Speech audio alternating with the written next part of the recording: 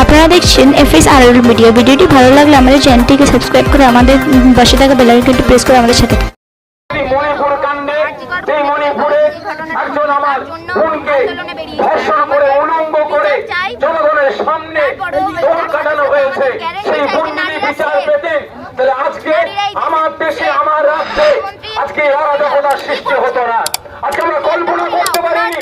অন্য অন্য রাজ্যে আমরা শুনেছি, দেখেছি, পেপারে আমরা দেখেছি, মিডিয়াতে আমরা দেখেছি, কিন্তু আজকে আমার বাংলায় আমার বাংলার মহিলারা এভাবে ধর্ষণ হবে, আমার বাংলার মহিলারা এভাবে খুন হবে, মার্ডার হবে, এটা আমরা কল্পনা করতে পারিনি।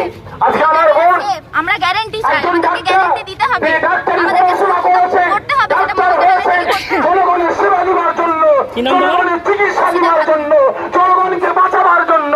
আমরা দেশের নাগরিক, আমরা প্রত্যেকটা হসপিটালে ছুটে যাই, প্রত্যেকটা নার্সিং হোমে ছুটে যাই, প্রত্যেকটা মেডিকেলে ছুটে যাই। কিসের জন্য?